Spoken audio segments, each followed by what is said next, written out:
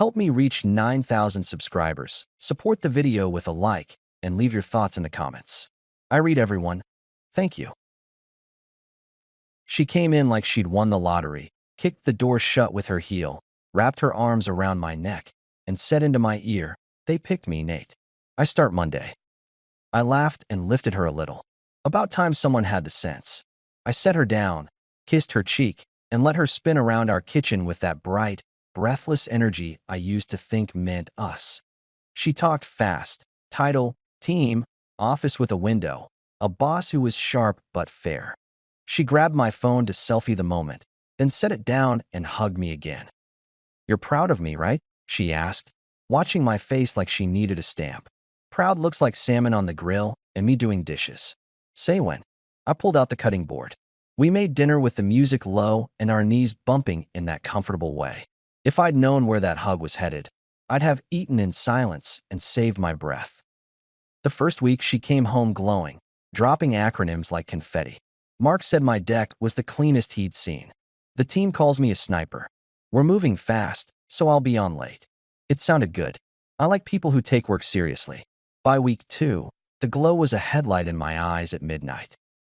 One Tuesday, she texted at 6:40, "Running late, big push. Be home after 9. I set the pan to low and waited.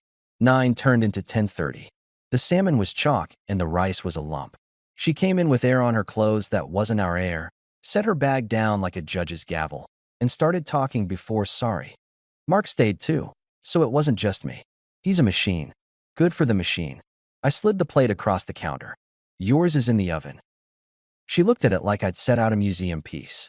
"Oh no, I ate at the office." The team ordered in. "Got it." I stacked the dishes. "We doing the same tomorrow?" "Probably. It's launch week." A couple days later, I noticed she kept her phone face down. It never used to matter where it landed. Now the screen was a coin with the wrong president, always hidden. When it buzzed, she'd tip the phone toward her hip, thumb moving quick. She started laughing at things I wasn't in on. Friday, I said, "We still on for my brother's cookout?" She didn't look up. "I told you. We have an offsite Saturday. Team building." "You told me maybe." "Right. Well, it's a yes. We need the cohesion. You and Mark going to build Trust Falls out by the lake." I leaned against the counter, watching her mouth tighten. She smiled thin and didn't answer. That was the first time she let my name slide off the table like a crumb. At the time, I treated it like a spilled drink. Wipe up, move on. Saturday morning, I left her a note. "Have fun. I'll be at Dan's till late. Don't wait up." I didn't bring up the cookout again. On my way out, I took the bench cushion from the porch, set it in the garage, and reorganized the shelves. Coolers to the front, my tackle box where I could see it. I stopped waiting to be slotted in around her new schedule. I made mine. At Dan's place, we stood around a smoking barrel while kids screamed over a sprinkler. "You good?" Dan asked, watching me take apart a folding chair just to fix a sticky hinge. "New job's eating her. It'll settle." I flipped the hinge back and snapped it clean. "Or I'll settle. Not sure which is smarter." He squinted. "If you need the spare room, you know." It was a joke then, light as the smoke. By week 3, funny turned into thin ice. She started using work as a screen for everything else. Her tone grew light and distant, like I was the neighbor she nodded to, not the guy splitting the mortgage. One night, I set 2 plates on the table like always. She breezed past, stuck her head in the fridge, took a sparkling water, and popped the tap. "Hungry?" I asked. "Not really. Long day." She flicked the tab into the trash and went to the couch with her laptop. "We go live next Friday. It's huge." "Good. After Friday, do we get a Saturday?" I pulled out the chair across from her with a little scrape so she'd look up. "Why are you making this a thing?" She didn't look up. "I told you it's temporary." Then put temporary on the calendar. "Sunday afternoon. We'll do the farmer's market." She finally glanced up, half a smile. "You and your lists." I'm a fan of proof. I took out my phone. 2 to 4. Walk, food, decent coffee. "Okay," she said, and there was the second hug smile again, just smaller. 2 to 4. Sunday at 1:55, she sent a text from upstairs, running late. Mark pulled me into a review. Be down in 20. At 2:30, I went to the garage, grabbed my keys, and left. I walked the market alone, bought peaches, watched a couple argue over salsas, came home around 4 to a silent house. At 5, she came down in leggings and a top that looked like it belonged to an ad, not a person. Her hair was styled like she'd spent the afternoon getting ready to look like she'd just gotten up. You left? She glanced at the counter, at the peaches. 2 to 4 is 2 to 4. I rinsed one, cut it in half, and pushed it toward her side of the cutting board. You missed it. That's petty, she said. No, that's my Sunday. I took my half and ate, juice on my knuckle. She watched like I was the one wasting something. Mark asked me to join the Q&A after the review, she said, tone smoothing out, eyes softening for the first time in days. He trusts my take. It's a big deal for me. Great. Cue your A's. Next time, reschedule with me, not at me. She put her palm on my arm. I'm trying, Nate. Try with the calendar open. That night, I made a small decision. I stopped cooking for 2. I took my jacket off the chair she usually dumped her bag on and hung it in the closet. I moved my toiletries to a small travel kit and kept it in my truck. I told my crew at the shop I'd start opening 3 days a week instead of 2 and shifted my gym time to mornings. Nothing dramatic. Just a man shifting his weight to the leg that's not giving. On Thursday, her team did a happy hour at a place near our house. She sent a text at 5. Swing by for 10? Want you to meet people. I went. When I walked in, she was perched on a high stool, legs crossed, a group leaning in. I recognized the names she'd been dropping. And then there was Mark, mid-40s, clean watch, the kind of guy who smiles with his teeth and appraises with his eyes. He shook my hand like a formality. Your wife, sorry, your partner, she's been a difference maker, he said, like he was reading a performance review. You're lucky. I didn't love the partner, like the word wife had a splinter. But I let it pass. She's good at what she's good at, I said. When she shows up, the room notices. Jess shot me a look I couldn't read. We stood around, and I watched the subtle choreography. He called her kiddo once, then shark in the same breath. She laughed a little too long at something he said about late nights. Someone asked me about my shop. I kept it short. Every time I looked back, her phone was lighting up, and she flipped it face down again. When I went to pay for my drink, the server said, "It's on Mark's tab." I shook my head. Fair's fair. Put mine separate. I laid a couple bills down anyway. Jess touched my elbow. It's fine, she said lightly. He likes to treat the team. I'm not the team. I slid my wallet back into my pocket. Text me when you're done. If it's not past 10. She blinked. You're leaving? 10 is 10, I said. Next time, I'll plan something that doesn't involve me standing around holding your bag while your boss buys my beer. I said it with a smile that wasn't a fight, just a line. On my way out, I glanced back. She was talking to Mark close, shoulder to shoulder, their heads bent over the same phone. That's when I opened a new shared calendar on my phone, titled it House Logistics, and invited only myself. At home, I set 2 new rules out loud to the empty living room. No waiting up. No cooking for ghosts. Then I stuck a sticky note to the fridge. Laundry flips at 8. Lights out at 10. I'm not on call. The following week, the coldness from her side came with a little spice. She started making jokes at my expense. On Wednesday, I was at the sink rinsing out paint trays for a client job. She walked in, eyeing the mess. You and your little shop, she said, tossing her keys in the bowl. It's cute you have a hobby. I dried my hands. It pays the mortgage and fixes your drawer that sticks, I answered. Cute enough. Don't be sensitive, she said, rifling through mail. You know what I mean. I do. I told her, and put the mail back in a stack, separating my invoices from her fashion catalogs. I also know what I won't repeat. I went to my office and closed the door. 10 minutes later, she knocked with a cup of tea. Truce, she asked, small smile, head tilted. I didn't mean it that way. Tea is good, I said, taking it. Words better. I didn't open the door further. She hovered, then walked away. That was the first softening, the apology with sugar on the rim. I accepted the tea and kept my calendar. 2 nights later, she made dinner. Her turn, technically, though I can't remember the last time she'd done it. Pasta, salad, a candle like we were in a catalog. She poured me a glass of something decent, pressed her knee against mine under the table. How's Dan? She asked, which is how she asks, are we okay? He's good, I said. He hired an extra pair of hands for the remodel. I'm thinking of adding a weekend class at the shop, teach basic woodworking to high school kids. Parents keep asking. That's sweet, she said. Sweet like a hobby? I raised an eyebrow. She shook her head, reached, and brushed my wrist. I didn't mean it. I'm proud of you. Her voice was gentle. I'm just stretched thin. Then don't stretch till it snaps. I ate, appreciated the meal, joked about the overcooked garlic, watched relief flicker across her face. After dinner, she climbed into my lap on the couch for 10 minutes, head on my shoulder, then slid away with, "I should prep for tomorrow." Sunday morning, she surprised me by showing up to the shop with donuts. She stood near my workbench, watching me sand a live-edge slab for a client table. "This is you in your element," she said, which is what people say when they're visiting a zoo. Yep. I glanced at my students, two teens who were there early with their dad to peek. "Careful near the clamp." "I want to help," she said. "Tell me what to do." "Hand me the 120 grit." She fished in the drawer and found it. We worked side by side for 20 minutes. She smiled and wiped dust off my shoulder. Then her phone buzzed. She stepped outside to take it. When she came back, the light was different on her face. "I told Mark I'd check in before noon," she said, breezy. "He needs a quick touch on something." "You're off," I said. "It'll be 10 minutes. Then take 10. I'm done in 9.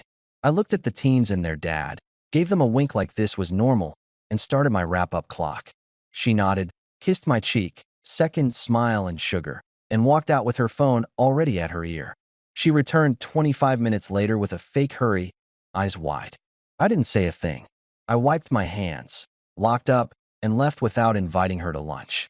I taught my class that afternoon like nothing else existed. By midweek, she had evolved again. Now it wasn't just cold or careless. It was control and new packaging. She started texting me updates that weren't plans but orders. "Move our dinner to Thursday. Don't forget I'll need the car Friday because parking at the office is a mess. Tell Dan we might take his spare room for a weekend if our place gets noisy. Mark wants to do a virtual town hall and my apartment's too echoey." She said my apartment like she was rehearsing it. Each line had a cost for me. Each got a price back. I replied to the car text. "Take the car. I'll Uber." "You're paying for it, though?" She sent a question mark. I wrote, "Separate budgets for separate decisions." She ignored it. I set up a new household account, moved our shared utilities there, and have the auto pay. I told her at breakfast without drama. "We're splitting the routine," I said, sliding a paper over with the new numbers. "I'll cover mine. You cover yours. If you need my help, use words and notice. Otherwise, I won't assume." She stared at the paper. "You're making this transactional." "No," I answered, pouring coffee. "I'm making it adult." That night, she didn't come home until 11:30. I didn't ask. I went to bed at 10, phone on Do Not Disturb. At 2 a.m., I woke to use the bathroom and saw a text from Dan. "You up?" And one from Jess at 11:05. "Crashing late. Don't wait up." I already hadn't. Friday, I had 2 tickets to a small charity dinner. Old client invited us. It was a public thing where couples show up and pretend they like tiny plates. I put on a suit I only pull out when a tie is required. Jess came down the stairs half ready, hair pinned, dress zipped halfway, still on a call. She gestured, 2 minutes. 10 minutes later, I knocked on the doorframe. "We're leaving." She covered the mic with her palm. 1 second. "Mark's moving the keynote.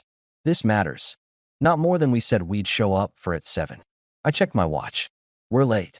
She rolled her eyes, finished her thought, and finally hung up. "You're impossible." "No, I'm consistent." At the dinner, she had her smile back on, like she'd ironed it.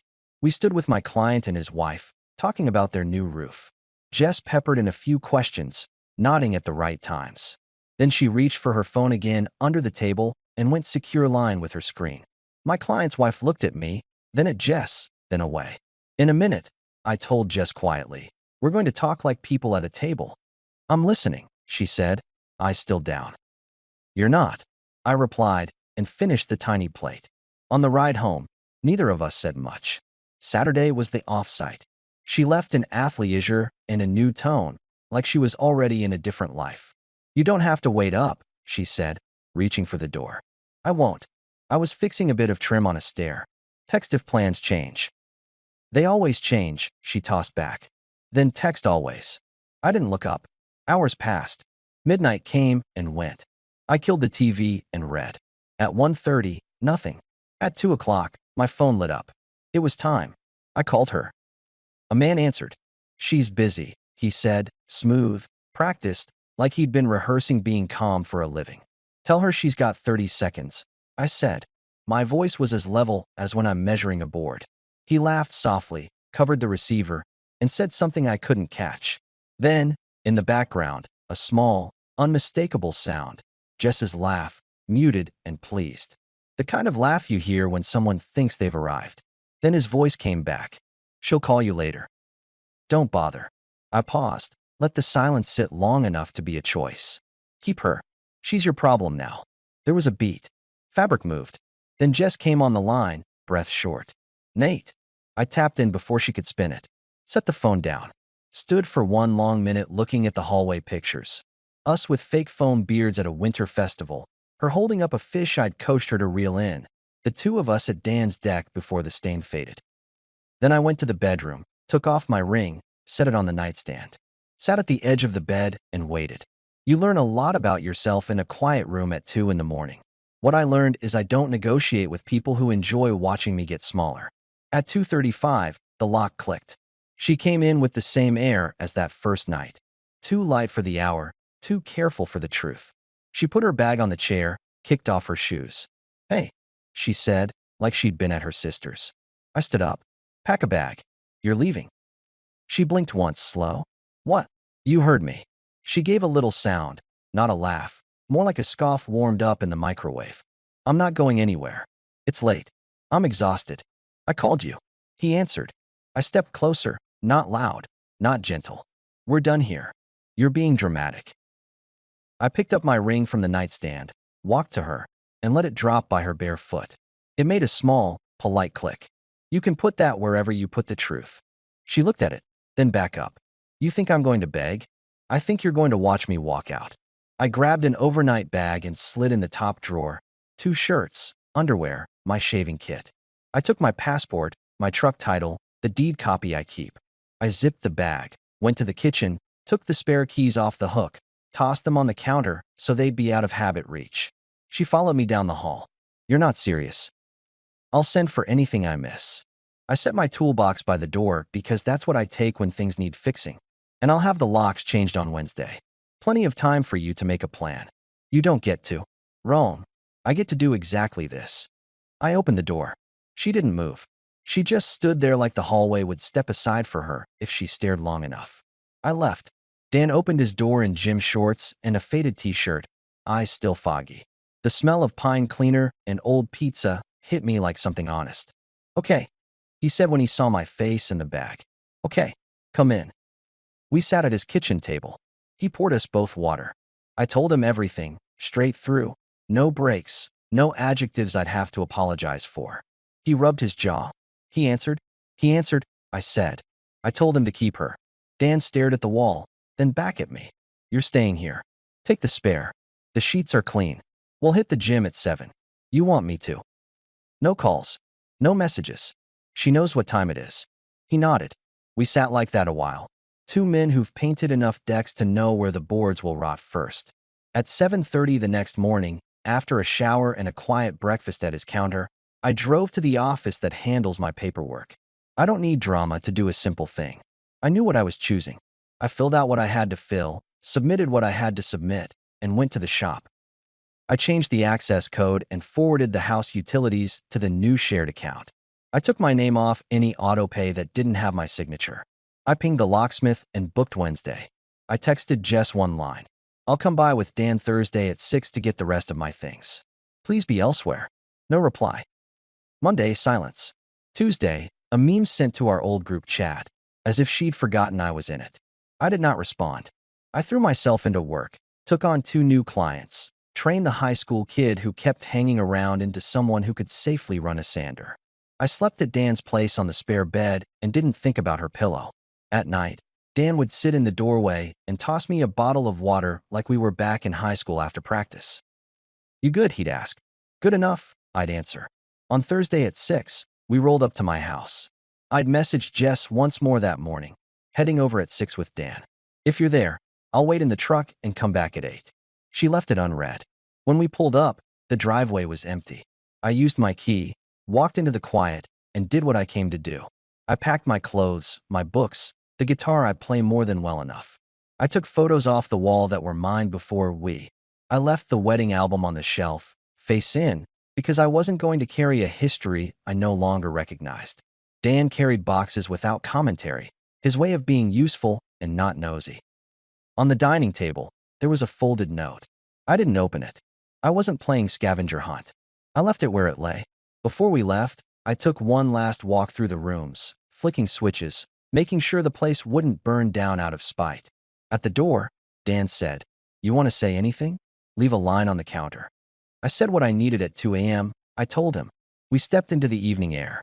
I turned the key in the lock, then paused, went back inside, picked my ring up from where I dropped it. The spot was clean like she'd made it disappear. In the bedroom trash, there was the small clink of metal against plastic. I left it. The locksmith came the next day. I didn't go. Week 1, she didn't call. Week 2, on a Wednesday, my phone lit up with her name. I let it ring. It rang again. I answered. Her voice was unrecognizable, like she'd been running. "Nate, please. I need to talk to you." "You have 30 seconds, I said. "I lost the job," she blurted. "I messed up. I see it. I want to fix things. I'm so sorry. I am. I was stupid. I was." "You're out of time," I said, and ended the call. I blocked the number. I put my phone face down, the way she used to, not because I was hiding, but because I was done. The next day, she emailed from a different address. I didn't open it. 2 days after that, she called Dan. He picked up, said he made his choice, and hung up. She sent a message through her sister. I texted the sister, "I'm good. Please respect the boundary." After that, it was quiet. You want me to tell you I was angry? I was something quieter. Anger needs a target. I had decisions. I did those. A few weeks later, I drove by the house with the locksmith to switch out one more lock I'd forgotten about on the side gate. Her car was gone. A moving van's shadow had left a rectangle on the street, dust where tires had been. The neighbor, Mrs. Green, was trimming hedges. She waved at me with her clippers. "Don't worry," she said, lowering her voice like the hedge could gossip. She was in and out. Didn't make a scene. Why would she? I said, "It's not her stage anymore." Mrs. Green clucked her tongue, the sound old people make when they've seen too much. Back at Dan's, he was grilling chicken and overcooking it because he always does. He tossed me the tongs. "Fix it," he said. I flipped the pieces, moved the heat, did what I do, make things work that other people think are ruined. After dinner, he said, "You going to sell the place or keep it?" "Keep it," I said. "I built those shelves with my own hands. I'm not giving someone else that satisfaction." He nodded. "Good." I got busy. I added 2 more classes at the shop, hired the high school kid part-time, set up a little scholarship box where folks could chip in to cover fees for kids who didn't have it. On Saturdays, I took my truck up to the trailhead and walked until my head was empty enough to invite better thoughts back in. I started seeing a woman named Erin from the gym.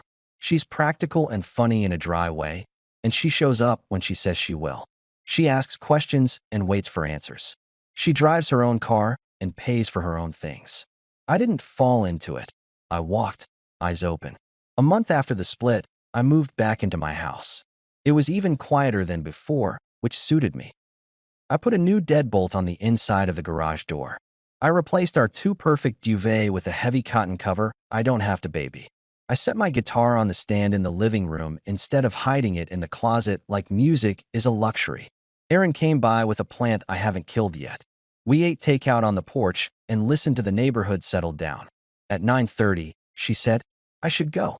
I've got an early run." "Good," I said, meaning it. We did fine with that. Jess tried twice more.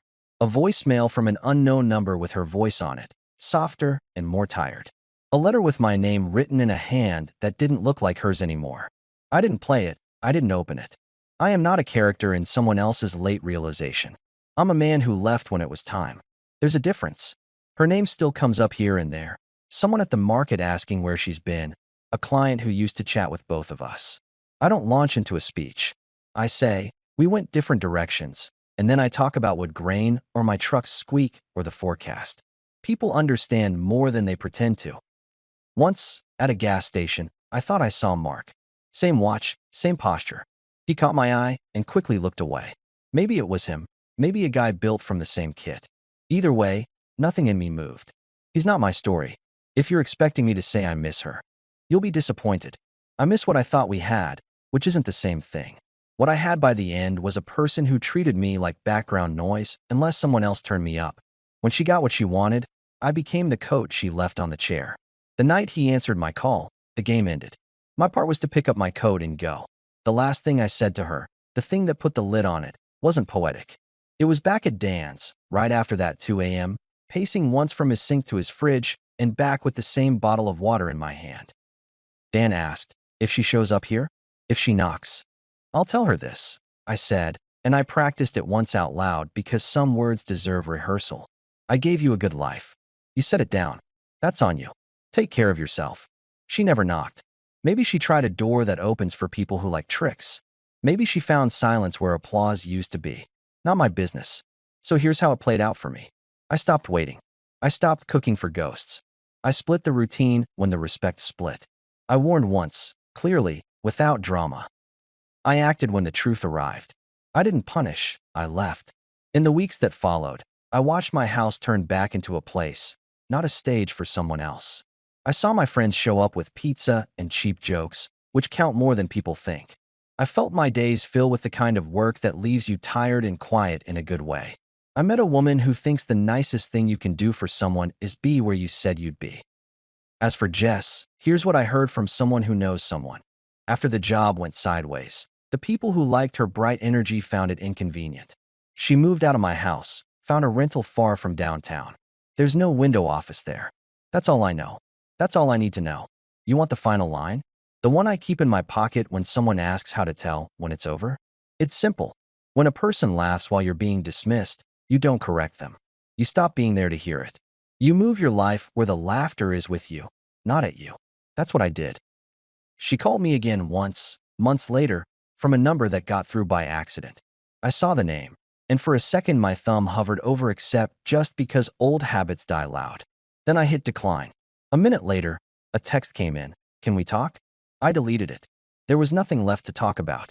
I put on my boots, stepped out to the truck, and headed to the shop.